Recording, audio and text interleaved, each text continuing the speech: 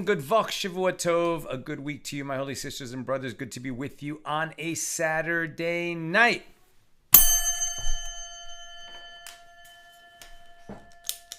Let's light up the darkness. Who's in the house on a Saturday? Melissa in Great Neck. Welcome, Melissa. I guess other people will find us soon. But over on the YouTube side, Frank in San Pedro, Franco in Trieste, Ilanit in Silver Spring, and Marie in Freeport, New York. Welcome, everybody. Okay. Our daf tonight is page 54 here in Tractate Avoda Zara, the 27th volume of the Talmud. Continuing our discussion of Mishna number 6 here in chapter 4. And the basics of Mishnah number 6 was, how do we know if an idol has been abandoned by the idolaters? If they fled it in wartime, they probably didn't mean to leave it. They had to run in a hurry. But if they abandon it in peacetime, it means they really don't care about the idol anymore. And so we would say they have revoked its status. They have removed it from the realm of idolatry. It's no longer an object of idolatry. And therefore we could recycle it and use its materials for something. It would be permitted for a Jew to do that. Whereas if it was still in the realm of idolatry, we would not be permitted to benefit from it.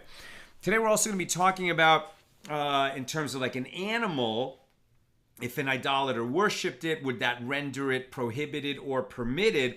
But there's two different kinds of permitted or prohibited when it comes to something that's been an object of idolatry. If we're talking about an animal, so has it been rendered prohibited to bring it as an offering in the Holy Temple when the temple is standing? We're going to have much more stringent requirements. Or is it going to be prohibited at, which would be which we're much less stringent about, just for benefit, right? So to bring something as an offering in the Holy Temple already has tremendous requirements, very stringent requirements. And if it was the subject of any kind of idolatry at all, it's probably going to be prohibited, whereas we might still be permitted to benefit from it. Let's keep reading. We're right near the top of 54a. The sages taught in a baraisa with regard to an item, for example, an animal that was worshipped by a certain person. If it is his item, it is prohibited, but if it is another's, it is permitted. Okay, so now we're talking about somebody who made an animal, not an offering to idolatry, but the subject, or rather the object of idolatry. He worshipped the animal as if the animal is some kind of a god. So if it was his own animal, he's going to render that animal prohibited. But if he worshipped somebody else's animal, it'd be pretty tough to take somebody else's animal and render it prohibited when that owner of the animal had no say in the matter. When is that always going to be the case, that an idolater worships somebody else's animal, and therefore we're going to say, well, that animal does not become prohibited for us, but prohibited what? To bring it as an offering, or prohibited to benefit from it? I think here we're talking about prohibited as an offering. The Gemara raises a contradiction from another baraisa. What is considered an animal that was worshipped and is disqualified from what? From being brought as an offering in our holy temple, right? So we're talking about whether it becomes prohibited to be used as an offering in our temple. So interesting that even if an idolater worships an animal it's an animal that doesn't belong to him, so he shouldn't be able to render it prohibited, certainly not for benefit, but the fact that he bowed down to it, isn't that going to leave some kind of a vestige of idolatry that we don't want anywhere near an animal that would actually be brought as an offering in the Holy Temple? On the other hand, when the temple is standing, somebody has designated an animal to bring it as an offering. That was a big deal for him. Maybe he's not a rich person, maybe he's a poor person, and it was really a challenge and an actual sacrifice, so to speak, to set that animal aside, consecrate it, and bring it now as an offering, or he's planning to do that, let's say. And then some idolater comes along and bows down to his animal. Is that idolater going to render an animal that is not his now prohibited to be brought as an offering? Sounds like no, but let's keep reading. It is, so what is considered an animal that was worshipped and is disqualified from being sacrificed in the temple? It is any animal that is worshipped, whether unwittingly or intentionally, whether under duress or willingly. What are the circumstances of this case of an animal worshipped under duress?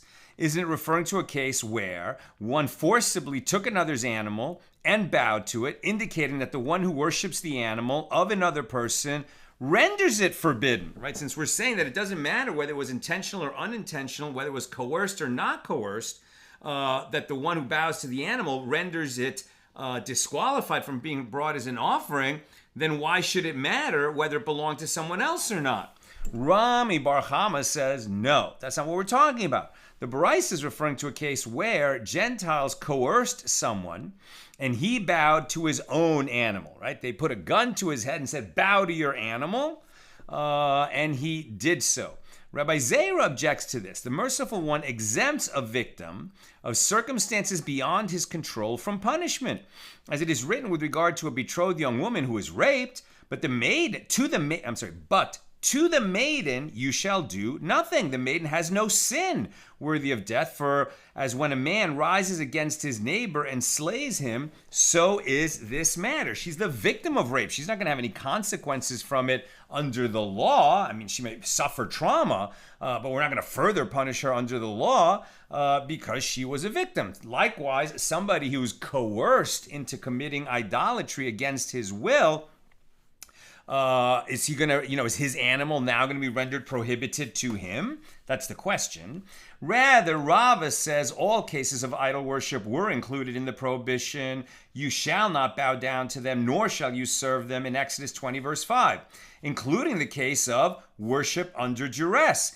Even if they put a gun to your head, you should not bow down to an idol. This is one of the three sins that you should accept being killed rather than commit them. If somebody puts a gun to your head and says, go murder that guy, you can't go murder that guy because his blood is not redder than yours. You might feel compelled to do that, but it's not permitted. You can't murder someone else to save your own life. You can't rape someone else to save your own life. And you must not commit idolatry to save your own life. And the source for that is Sanhedrin 74a. Here it's a little bit in passing, but let's keep reading. Under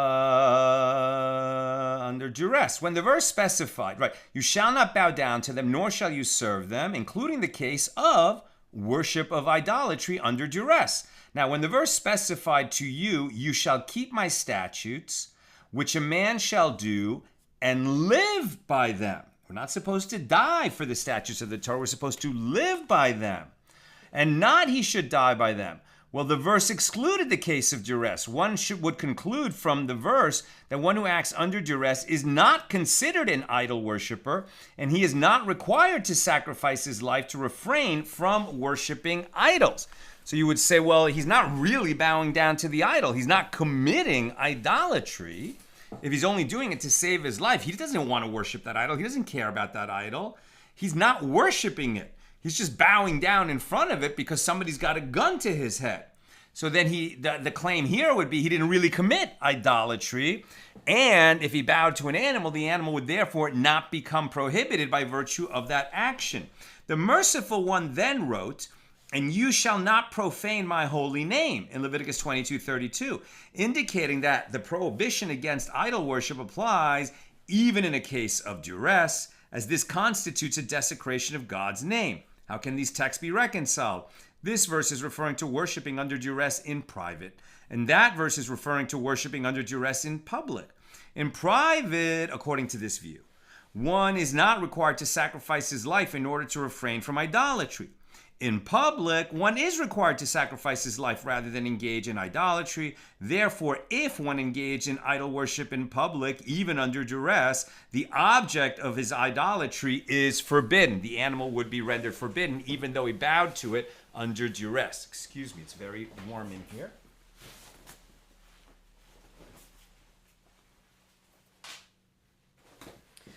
Ooh. The rabbis said to Rava, that which is taught in a baraisa supports your opinion. It is taught in a baraisa, the following law applies with regard to platforms of Gentiles that were used for idolatry in a time of religious persecution, when the Gentiles decreed that Jews must engage in idol worship, right? Duress, public duress. During a time of religious persecution, one is required to sacrifice his life rather than transgress the prohibition against engaging in idolatrous worship, even in private. Therefore, even though the religious persecution was canceled, the status of those platforms is not revoked and they remain forbidden, despite the fact that the idol worship was performed under duress. Rava said to the rabbis, if one wishes to support my opinion due to that baraisa, you cannot support my opinion, as one can say that perhaps there was an apostate Jew there and he worshipped the idol willingly. And therefore, that's why the platforms became forbidden. Rav Ashi says, do not say that one can say it is a possibility. Rather, say it is certain, and there was an apostate Jew there and he worshipped it willingly. Chizkiah says the contradiction between the baraisas with regard to an animal that was worshipped can be reconciled differently. The baraisa that indicates that one who worships the animal of another renders it forbidden is referring to a case where in idolatrous worship, one poured a libation of wine on the horns of an animal belonging to another person. Since a sacrificial rite was performed upon the animal itself, that would render the animal forbidden, not just the fact that he bowed in front of it. Rav Ada bar Ahav objects to this. Is this a case of an animal that was worshipped? The animal is a mere platform. It serves merely as an altar, and it would remain permitted since it was not the object of idolatry. Rather, Rav Ada bar Ahava says that baraisa is referring to a case where he poured a libation of wine in worship of the animal between its horns. In this case, one renders another's animal forbidden as he performed a sacrificial rite upon the animal itself in worship of the animal itself. And this is similar to that which Ula stated, as Ula came from Eretz Yisrael and said that Rabbi Yochanan says, even though the sages said that one who bows to the animal of another person does not render the animal prohibited, if he went further and performed a sacrificial rite upon that animal, then he has rendered it prohibited. Right, which is a shame for the owner of the animal who was innocent in this whole thing, and now he does not have that animal, he doesn't have the option to bring that animal as an offering in the Holy Temple when the Holy Temple is standing. However, the animal should remain permitted for him to, make a barbecue with it. Rav Nachman said to the rabbis, go out and say to Ula, this is not a novel concept, as Rav Huna already interpreted the halacha that you stated in Bavel. This is, as Rav Huna says, in a case where the animal of another person was lying down before an object of idol worship, once one cut one of the organs that must be severed in ritual slaughter, i.e. either the windpipe or the gullet, he rendered it prohibited as he performed a sacrificial rite upon the animal. He began to sacrifice that animal to idolatry. Once that animal is serving as an actual sacrifice to idolatry, even though they didn't finish the job, we can't then transfer that animal and complete the job as a sacrifice in the Holy Temple. It has been rendered prohibited. The Gemara asks, from where do we derive that he rendered it prohibited? If we say that it is derived from the law that priests who engage in idolatry are disqualified from serving in the temple, even if they did so under duress, perhaps the case of priests is different, as they possess awareness and they are responsible for their actions. But rather, perhaps it is derived from the stones of the altar that were rendered forbidden by the Greeks, even though the stones were not theirs. Right? They came in, they desecrated the altar in the Holy Temple, and then we couldn't use the same altar to bring sacrifices again. We had to bury those stones and build a new altar.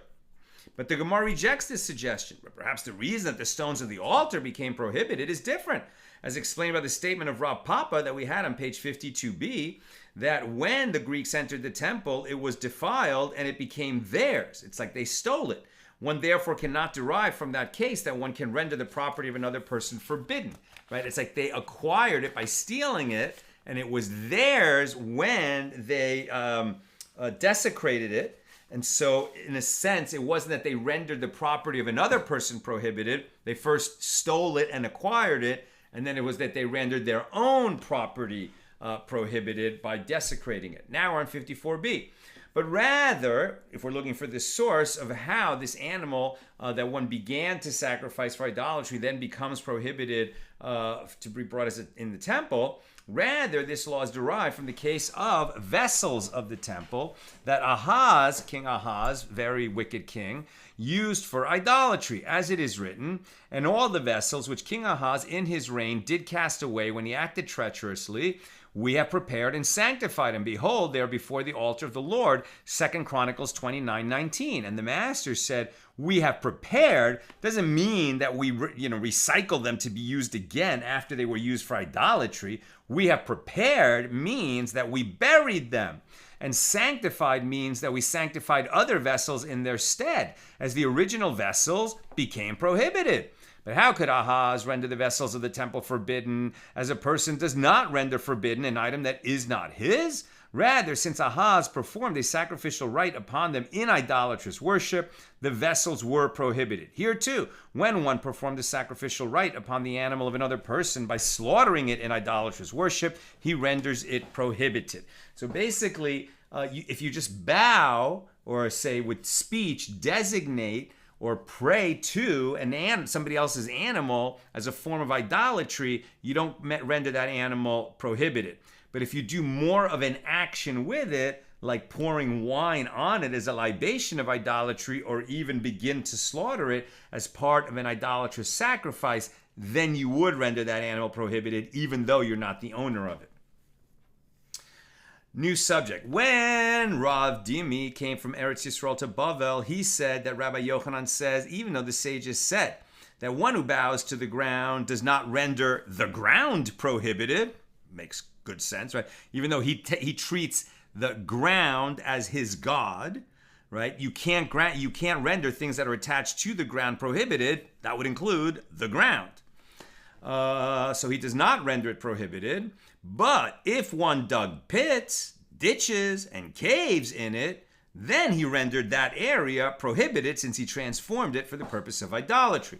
When Rav Shmuel Bar Yehuda came from Eretz Yisrael to Bavel, he said that Rabbi Yochanan says, even though the sages said that one who bows to animals does not render them prohibited, if one rendered them an item of exchange for an object of idolatry, exchanging the animal for an object of idolatry, he rendered them prohibited. A more significant action was taken.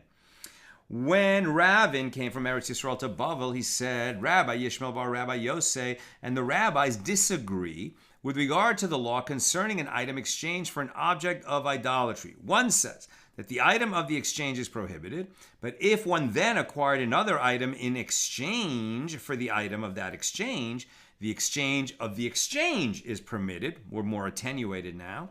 And one says that even the exchange of the exchange is also prohibited. And the Gemara asks, what is the reason for the one who says that the exchange of the exchange is prohibited? The verse states, and you shall not bring an abomination into your house, that you should become accursed like it. You shall utterly detest it, for it is accursed, right? Distance yourselves from idolatry. Deuteronomy 7:26.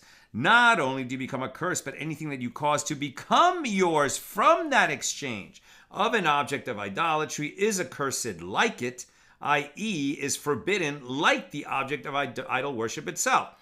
And as for the other Tana, from where does he derive the exchange of the exchange is actually permitted? Well, the verse states, for it is accursed. Infer from it that it, the object of idolatry, is forbidden, but not the exchange of the exchange. The Gemara asks, and as for the other Tana, how does he interpret the term it? And the Gemara answers, he requires that term to exclude an item acquired in exchange for orlah, right? Fruit that would be prohibited because it came from a fruit tree during its first 3 years of life. Or kilyayim, the diverse kinds of crops that grew in a vineyard. You can't plant wheat in a vineyard, and if you did, both the wine and the grapes would be prohibited. The verse indicates that if one sold orlah or diverse kinds that grew in a vineyard and betrothed the woman with the money from the sale, she is betrothed, right? Even though you can't use, there's a prohibition on those fruits or that wheat that was grown in a vineyard. Nevertheless, it is an item of value, and if you use it to betroth a woman, it would be a valid betrothal. Not that anyone would ever do that, but it's just a test of does it have inherent value or not. The Gemara asks, and from where does the other Tana derive this law? He holds that orlah and diverse kinds that grew in a vineyard do not require an exclusion. This is because idolatry and Shemitah, the sabbatical year, they are two verses that come as one, i.e. both teach the same principle, that an item acquired in exchange for a forbidden item is also forbidden, and any two verses that come as one do not teach their common halacha to other cases. So the Gemara explains, the source of this law with regard to idolatry is that ruling which we said earlier. And with regard to the sabbatical year, Shemitah, the source is as it is written, for it is a jubilee year, a yovel, it shall be sacred for you. The verse juxtaposes the jubilee year, which comes every 7 sabbatical cycles, every 50 years, the produce of which has the same status as the produce of the sabbatical year, and sacred items. Infer from this that just as when one buys consecrated property, it transfers its sanctity to the money with which it is redeemed, and the money is prohibited, so too the produce of the sabbatical year transfers its sanctity to the money with which it is redeemed, and the money is prohibited. So the Gemara asks, if so, one could say that just as consecrated property transfers its sanctity to the money with which it is redeemed and is transferred to non-sacred status, so too the produce of the sabbatical year transfers its sanctity to the money with which it is redeemed, and it is transferred to non-sacred status. Therefore, the verse states, it shall be sacred for you, indicating that the produce shall always be as it is, meaning not desacralized. So the Gemara explains, how so? If one purchased meat with produce of the sabbatical year, both these and those, i.e. the meat and the produce, are eradicated in the sabbatical year. What are we talking about? The sanctity of the sabbatical year takes effect with regard to the meat as well. It is treated like the produce, and it must be disposed of when the obligation to eradicate the produce of the sabbatical year goes into effect. If he then purchases fish with this meat, the meat loses its consecrated status, and the fish assume the consecrated state. If he then purchases wine with these fish, the fish lose their consecrated status, and the wine assumes the consecrated state. If he then purchases oil, it's not that every item in the chain becomes consecrated, it's that the consecration transfers to the next item that was used to desacralize the previous item in the chain. How so? The final item purchased in the has the sanctity of the sabbatical year transferred to it, and the sabbatical year produce itself remains forbidden, but not the other things in between. The Gemara asks, and as for the other Tana, who maintains that the term it excludes an item exchanged for orlah or for diverse kinds that grew in a vineyard, how does he respond to this? And the Gemara answers, he holds that two verses that come as one, i.e. that teach the same principle, teach their common law to other cases, and one could have derived the prohibition from the cases of idolatry and the sabbatical year. Therefore, the term it was necessary in order to exclude from the prohibition an item exchanged for orlah and for diverse kinds that grew in a vineyard. That was complicated, but mercifully we have completed our discussion of Mishnah number 6 here in chapter 4, and we move on to Mishnah number 7. Mishnah 7, chapter 4. Now it gets really interesting. The Gentiles asked the Jewish sages who were in Rome, if it is not God's will that people should engage in idol worship, why does he, God, not eliminate it? Right? The Bible tells us over and over again, God is a jealous God. He despises idolatry. He wants the Jews to root out idolatry entirely from the land of Israel. When Joshua leads the children of Israel into the land, we have to distance ourselves from idolatry in every way. God does not like it, right? That his creatures, the humans, who enjoy the bounty of God's creation, should go and ascribe their gratitude and prayers to some, false god represented by a statue of wood or stone or metal, some kind of nonsense. It's a tremendous ingratitude to God, and God in the Torah, right? The Torah ascribes to God an emotion of anger and hatred toward idolatry.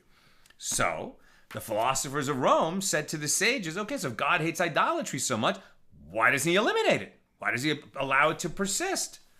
And the sages said to him, what do you mean by eliminate idolatry? Are you saying eliminate the idols? The sages said to them, were people worshiping only objects for which the world has no need, he would eliminate it. What do the people worship who are idolaters? Some of them worship these statues, right? Others just bow to the sun and the moon and the stars, or the oceans, or animals.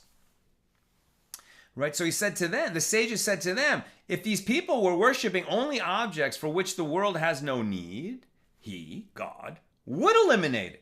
But they worship the sun and the moon and the stars and the constellations. Should he destroy his world because of the fools? Okay, they bow to the sun and the stars, but we need the sun and the stars. These idiots bow to them. That's their problem. God is not going to eliminate the sun and the stars because fools bow down to them. The Gentiles said to the sages, well, if so, let him destroy those objects of idolatry for which the world has no need, and leave those objects for which the world has a need. So let him at least destroy the statues.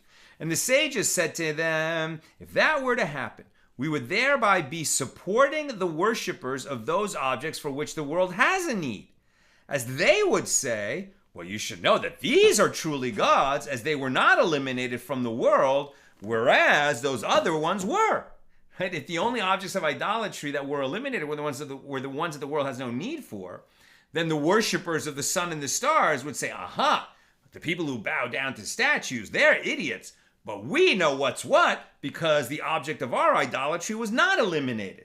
Lest we send that message, or let's say lest God send that message, he allows the fools to keep committing idolatry, but he doesn't remove the object of the idolatry because that's just part of God's world. Gemara. The sages taught, certain philosophers asked the Jewish sages who were in Rome, if it is not your God's will that people should engage in idol worship, for what reason does he not eliminate it? And the sages said to them, were people worshiping only objects for which the world has no need, he would eliminate it. But they worship the sun and the moon and the stars and the constellations. Should he destroy the world because of fools? Rather, the world follows its course, and the fools who sinned will be held to judgment in the future for their transgressions. The Baraisa presents another matter that illustrates the same concept. Consider the case of one who stole a seah of wheat and went and planted it in the ground. By right, it should not grow. But the world goes along and follows its course, and the fools who sinned will be held to judgment in the future for their transgressions. Right? If stealing is wrong, why isn't there an immediate sort of miraculous consequence to anyone who steals? Like if they stole seeds and then they planted them, the seeds should not grow. If they stole a car, the car should not start. Right? If they stole money, the money should, I don't know, just fly back to its original owner or disintegrate in the hands of the thief. Obviously, the world doesn't work that way. But imagine if it did. Then that would be like the revealed presence of God. It would not require faith to believe in God. It would be a completely different world than the one we live in, where there really would not be free will, whether to connect yourself to God or not, because everything would have an immediate consequence. And it would be an interesting world, perhaps, maybe a beautiful and peaceful world, maybe the world of Mashiach. But it's not the world we live in now.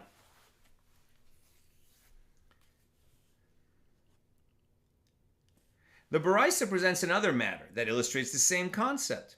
Consider the case of one who engaged in intercourse with the wife of another, a couple that committed idolatry. By right, she should not become pregnant, but the world goes along and follows its course, and the fools who sinned will be held to judgment in the future for their transgressions. And this is as Reish Lakish says, the Holy One, blessed be he, said, is it not enough for the wicked that they treat this is God talking, that they treat my dye for a selah coin as if it were ownerless, using it without my permission and against my will, as they impregnate women adulterously, right? It's a metaphor. So what is the dye of a coin, right? So it's like the printing press that the government has for making money. And that's often that's been compared in other times. Look how unlike is the kings of the world from the King of Kings. The kings of the world print, have a dye to what's the word I'm looking for? To manufacture money, right? And from the same dye, every coin that comes out of it is the same. Whereas the Holy One, blessed be He, made all of the humans come from the same father and mother, Adam and Eve, and yet every human is unique, right? So that it's just a testament to the power of Hashem. Here what they're saying is an adulterer sort of steals the dye, right? Because he's making a human in an unauthorized way. Humans are only supposed to be made in marriage. An adulterer who creates a new human, that's a terrible thing for the child as well. The child is a mamzer.